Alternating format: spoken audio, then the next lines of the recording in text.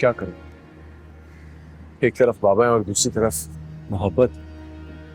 नहीं यार, एक मसलूम लड़की जिसके पास मेरे बाबा को मुजरिम साबित करने के लिए सबूत नहीं है और मेरे पास है, और मैं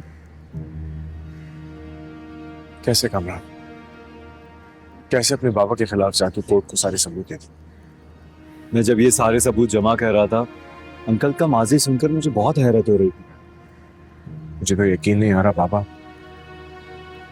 और आज वो वकील जिस तरह पिया को परेशान कर रहा था, उसके किरदार पर कहीं पिया के खिलाफ वीडियो भी अंकल ने तो। तुम्हारा मतलब?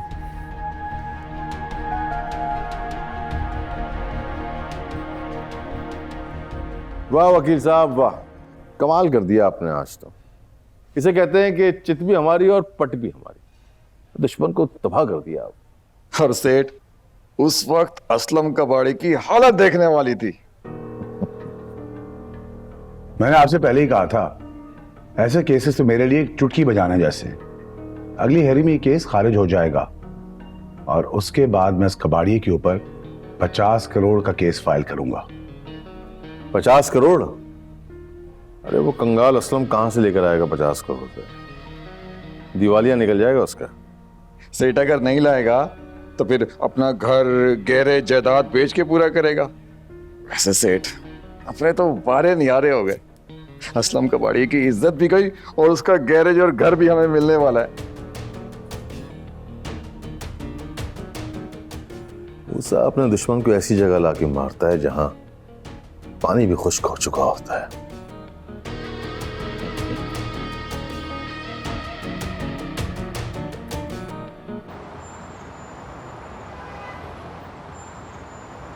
पिया ने खुद को कमरे में बंद कर लिया। मैंने तो आपसे पहले ही कहा था, इन बड़े लोगों के हाथ भी बहुत बड़े होते हैं और हमारी चादर बहुत छोटी है। ना उलझे इन अमीरों से, वरना हमारे सर की चादर छोटी पड़ जाएगी। जो कुछ किया अपने गुनाहों का कफारा अदा करने के लिए, अपनी बेटी को इंसाफ दिलाने के लिए किया। बेशक इस जंग में मैं सब कुछ हार चुका हूं, मुझे परवाह नहीं है। ये सब छोड़ के कहीं चले जाएंगे, फिर से मेहनत मजदूरी करके दोनों का पेट पाल लूंगा। असलम,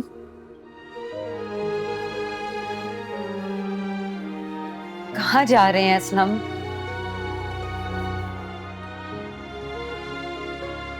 ये दोनों बाप बेटी इस खेल के पुराने खिलाड़ी मालूम होते हैं। पहले बेटी ने खरबपति के मासूम बेटे को अपने जाल में फंसाया और जब बात बिगड़ गई तो उसके बाप ने सेठ दाऊद पे केस कर दिया।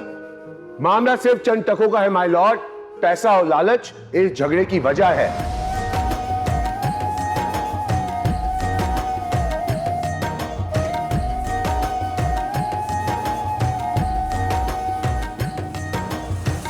किस्मत मुझको लाई वहां पर, मैं हूं और ये तन्हाइयां।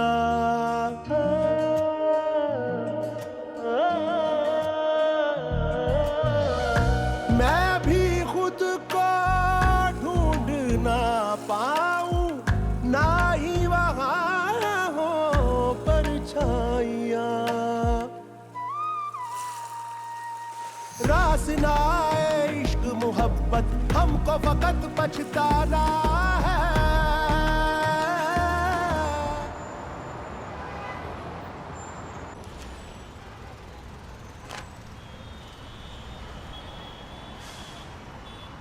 ये सब कागजात काफ़ी नहीं है मुजरिम का जुर्म साबित करने के लिए। और वकील अंकल ने ये भी कहा कि अगर हमें कोई ऐसा बंदा मिल जाए जो खुद आकर गवाही दे तो शायद। तुम्हें जिसने ये सब कुछ दिया है वो कौन था? वो अंकल का कोई पुराना साथी था जो उस वक्त पुलिस में नौकरी करता था और अंकल ने उसे सबूत मिटाने के लिए शायद इस्तेमाल किया था। उसी चक्कर में उसने ये सब अपने पास रख लिया कि शायद अंकल को कभी ना कभी ब्लैकमेल करेगा। लेकिन फिर अंकल जिंदगी की दौड़ में इतना आगे निकल गए कि इतना आगे निकल गया कि सब कुछ भूल गए। खैर, जिसने सब कुछ दिया है, क्या वो गवाही देने के लिए आ सकता है? हाँ, मैं उसका नंबर लेकर आया था। अच्छा, अभी फोन कर, मुझे बोला मुझसे लेने आना।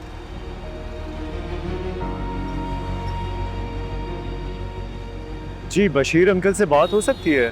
मैं कामरान बात कर रहा हूँ। जी, बहुत अफसोस हुआ। नहीं, बस उनकी खैरियत मालूम करने के लिए बात की थी। क्या हुआ? बशीर अंकल को मरे हुए 1 हफ्ता हो गया है।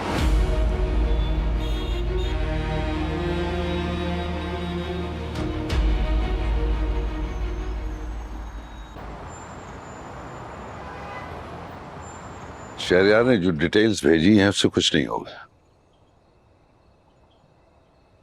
वही तो भाई, बस इतना बताओ कि करना क्या है। मेरे ख्याल से तुम्हें सक्कर जाना पड़ेगा, इसके अलावा कोई रास्ता नजर नहीं आ रहा।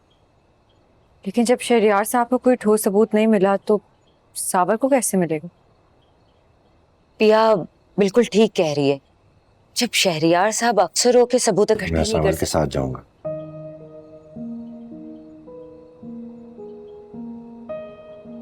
पुलिस नहीं तो हो सकता है कि इलाके के किसी पुराने जानने वाले से कुछ पता चल जाए। लेकिन अब्बा या जी, ये मेरी लगाई हुई आग है, इसे मुझे ही बुझाना होगा।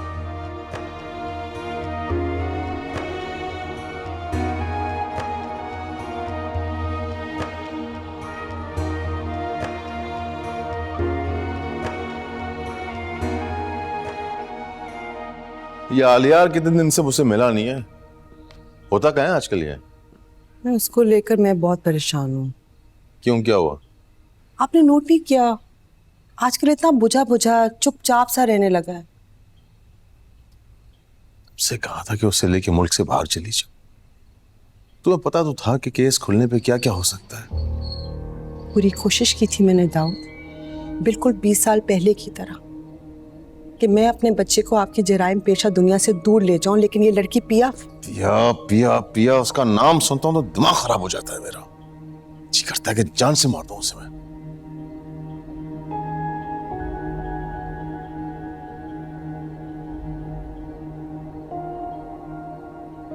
मरवाने की कोशिश की तो थी बाबा आपने,